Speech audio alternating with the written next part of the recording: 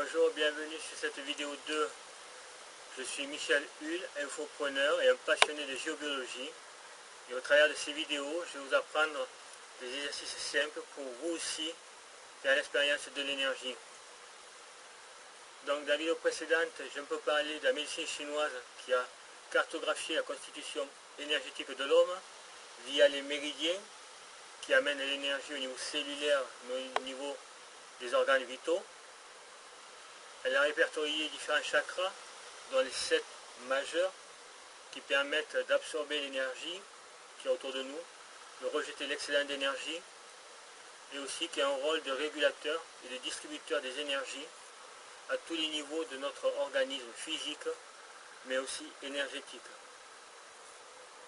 Je parle du biochamp biologique, champ magnétique qui entoure nos corps, comme ceux des arbres ou des animaux. La conséquence de la médecine chinoise et son étude, ça a été la réalisation de l'acupuncture, du Qigong, du Tai Chi, qui est une gymnastique énergétique extrêmement connue, et dont le but est justement de dénouer l'énergie dans les méridiens, de façon à ce que l'énergie passe au mieux, et ainsi maintenir, entretenir la santé le plus longtemps possible.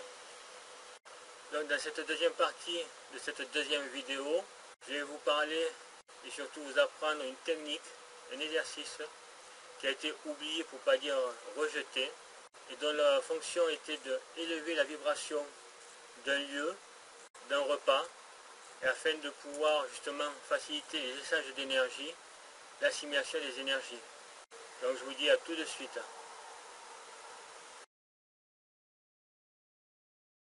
Donc nous allons voir sur cette deuxième partie cette ancienne tradition qui a été oubliée, pour ne pas dire rejetée, du fait d'une connotation religieuse, alors qu'en fait le fondement de cette pratique, de cet exercice, était un fondement spirituel, ce qui est complètement différent.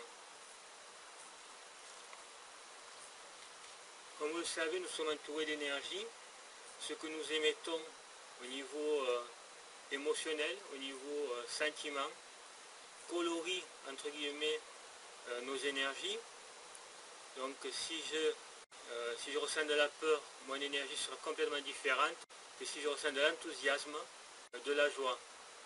Lorsqu'on est dans une énergie positive, on attire, on parle facilement, on échange facilement, et c'est dans cette optique que cette pratique, cette tradition avait pour cause, c'est-à-dire augmenter la vibration, l'énergie, mais de façon spirituelle, de façon plutôt positive.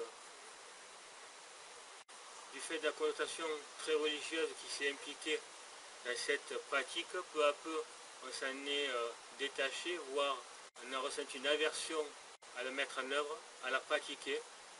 Et bien sûr, ça se ressent au niveau d'une réunion et au niveau d'un repas.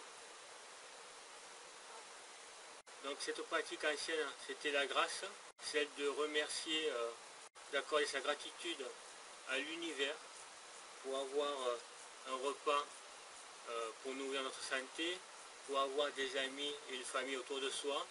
Et le fait d'exprimer cette gratitude, elle était partagée par l'ensemble des personnes dans la salle. Ça augmentait vibratoirement l'énergie, ce qui devait faciliter les échanges. Et de façon indirecte ou directe, ça augmentait les vibrations des repas, ce qui, au niveau de l'absorption, l'effet physique était amélioré.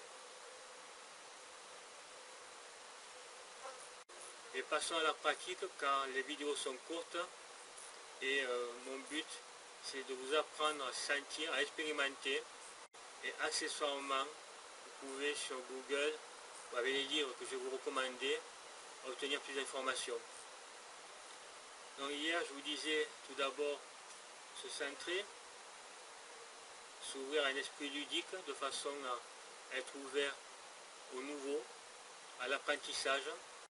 Une fois que c'était fait, je vous disais mettre l'attention dans vos mains, de partir en large, et de revenir. Donc regardez bien la distance de mes mains.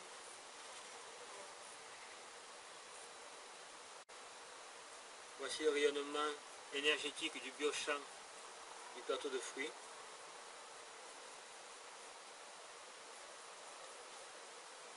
Et maintenant, avec une grâce, c'est-à-dire en fait émettre de la gratitude à l'égard des fruits via l'univers, vous allez voir que la vibration va monter et que le biochamp va s'épanouir. L'important, ce n'est pas les mots, c'est de vraiment sentir la gratitude, sentir votre élan de gratitude vis-à-vis du repas qui vous apporte vitalité et santé, et vis-à-vis de l'univers qui a été à l'origine des fruits qu'il y a sur le plateau. Cet exercice peut se faire à haute voix ou intérieurement, cela n'a pas d'importance. Ce qui compte, ce sont les sentiments, l'énergie que vous émettez à l'égard du plateau de fruits et de l'univers.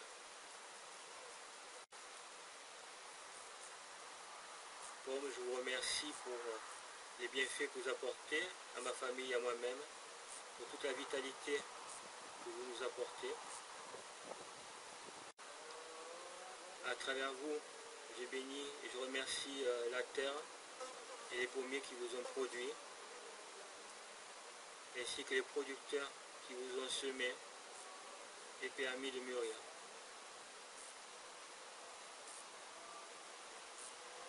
Amen.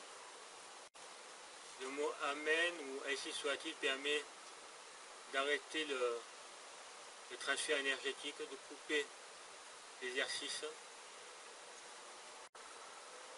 Donc ce n'est pas une connotation nécessairement religieuse, mais dans un cadre spirituel. Maintenant, regardons la vibration.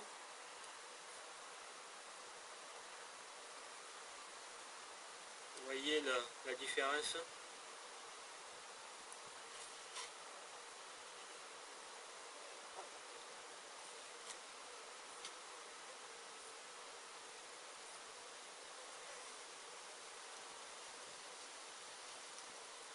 On dit qu'un repas préparé avec amour est plus savoureux qu'un repas ordinaire.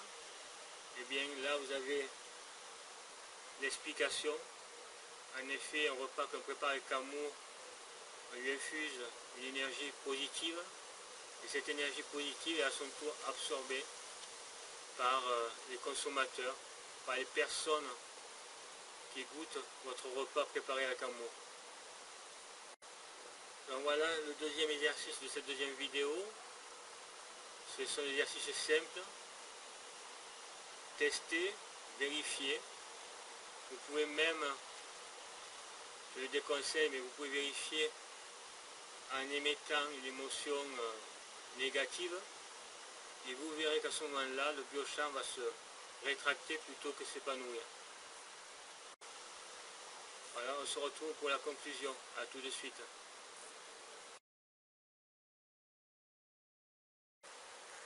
Donc troisième partie, conclusion et finale de cette deuxième vidéo. À travers l'exercice de la grâce, vous pouvez prendre conscience que vous émettez de l'énergie, que ce soit au travers de vos émotions ou de vos sentiments. Par exemple, si vous êtes centré sur la peur, ne soyez pas étonné si les personnes vous évitent.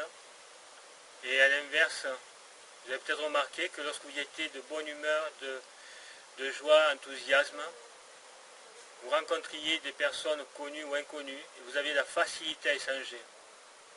Ainsi, le biochamp se colore justement de nos sentiments, de nos émotions, et en prendre conscience permet de comprendre parfois ce qui se passe auprès de l'entourage, pourquoi ceux-ci nous fuient, ou au contraire nous les attirons.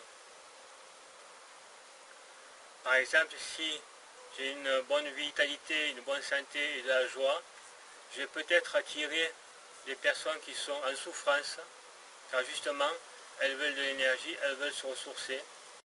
Et comprendre cela permet de prendre des dispositions pour que, si nous attirons des personnes souffrantes, on puisse se protéger et ne pas perdre notre vitalité. Dans la prochaine vidéo, nous parlerons du biochamp et du corps physique et nous verrons un peu qu'est-ce qu'on peut faire ou quelles possibilités nous offre ce biochamp qui nous entoure. Voilà, je vous remercie de votre écoute. J'espère que vous aurez appris des choses et je vous souhaite de bonnes expériences, d'étonnantes découvertes. Au revoir.